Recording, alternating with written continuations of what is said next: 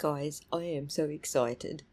You've all heard me talking about taking a road trip tomorrow, and some of you might even be aware that I am going up to my property, my newly acquired property, to receive my newly acquired tiny home. So I'll film what I can while I'm there, but I have started a new playlist just dedicated to my tiny home build. And Abby is helping me create some sponsorship. So hopefully we can get into some of the products that I'll be using in my build and even some reviews on how those products perform. But all of that's still way down the track. Right now I am just receiving my shipment from customs, which actually arrived back in June. And so today's video is about the do's and don'ts. What I've learned along the way, I guess. It's probably not even do's and don'ts. It's just be aware that if you go this way about it, these are the bridges you'll probably need to cross. So let's start with why I chose this route, what I hope to gain from it, and at the other end now receiving it, what I did gain from it. So we probably should start with price range, because that's the deciding factor, or was for me. I didn't have a lot to spend, and I wanted to go tiny, obviously. I don't need a lot of space, so I went and looked at, what prices I was looking at for a prefab tiny home built here in Australia. And so these are the price ranges. The design that I have come up with is 60 square meters. And so here we're seeing, the Jupiter range at around the 40 to 60 square meters starts at $210,000. And then the smaller range, obviously, 189. And, it's all up from there. And that's without the price of your property. So essentially, I purchased my property first, and I just went with a small block, something that was in my price range, and then obviously that chewed up, a good amount of my budget. But we did find a block that was in our price range, and so that only left, so much of the budget free to do the build part. Also, I'm not in a position to be able to borrow from the banks right now. I don't know what happened, but we had a royal commission into the banks here, and prior to that I was able to borrow, up to 50, 100,000 from the bank, and then after that they won't even talk to me about borrowing. So I don't know what happened at the royal commission. They all got their fingers smacked for something, and I have actually got an A+ credit rating, but apparently that's not good enough to lend me any money. So I had to do all of this cash, and so that limited what I was able to do. And these are the price ranges that I was looking at. The amount of cash that I had left was barely 40,000, so this was not going to work for me. So I did look into, a range of different types of tiny homes, but there was nothing under 70, I guess, $1,000. And even those were just way too small. I mean, I want to go small, but not quite that small, and I don't want it on wheels. The reason I was choosing not to have it on wheels is because the council for that area, they will only let you have something on wheels temporarily on your property. Unless you've got a main house and you're storing something on your property, then it's a different story. But if you're trying to use that as your main house, then you can only have it for 3 months. I think it was 3 months. And it might be a bit longer for this particular area, but each council's different. So those were the rules with this council. And then I discovered these.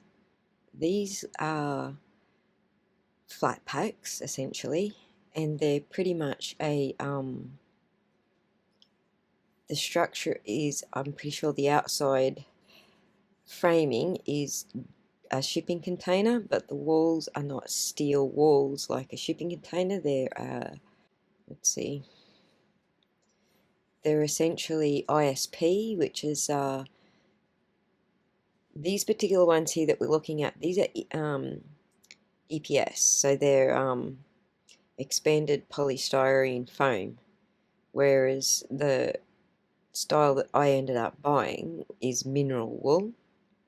So I didn't want cheapy polystyrene foam, and I'm not even sure how that performs in the heat as far as what it gives off in chemical fumes, so I decided to go with the mineral wool. But in looking at these, they kind of look half decent, you know, once you get a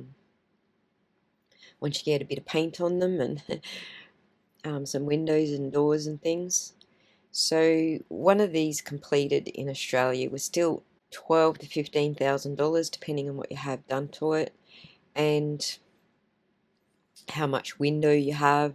The glass is probably the most expensive part, but these are still out of my price range because I don't want just one. I want to be able to be comfy. I wanted 3 or at least all 4, but 3 was my sort of first aim.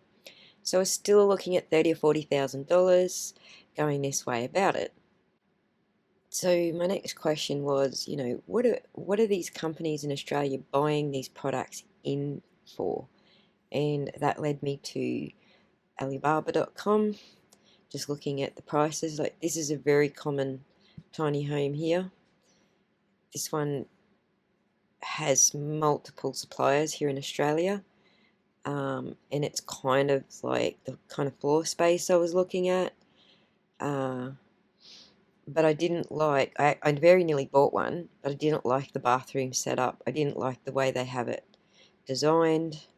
So I kind of ruled that out.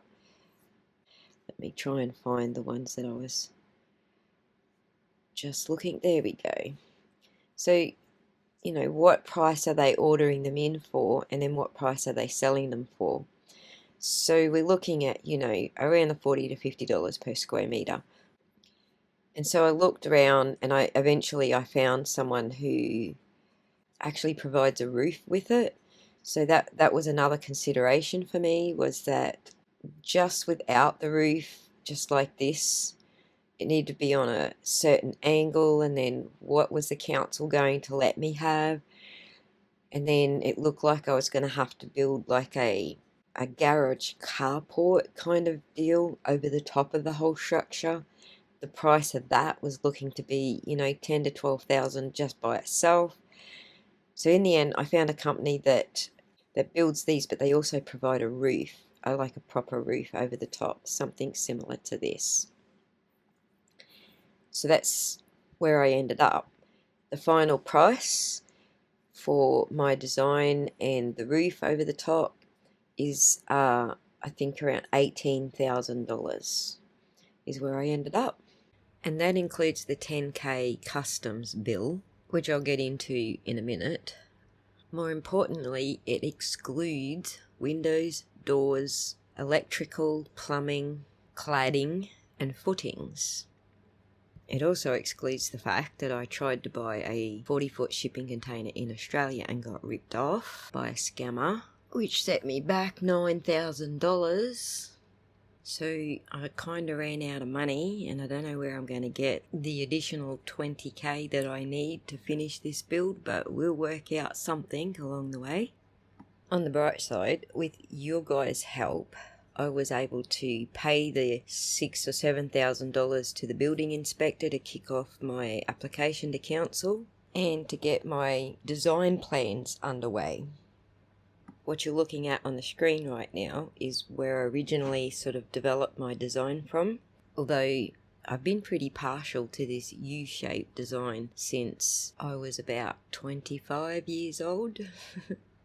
And then from there, we kind of played around in my son's 3D modelling program, trying to work out a combination that was going to work and still fit in the budget. And then discussions with the supplier ended up with a couple of deals being offered where I could actually fill in a bit of the space up the back there and create like a solid building. And also how the roof would fit on so that I can still have solar panels on the roof. So if you subtract the customs bill, what you're looking at right now, I think it was like $8,500 just for this part of the house without the windows. That includes fibre cement sheeting for the flooring, all of the framing, the roof, but not the cladding for the roof.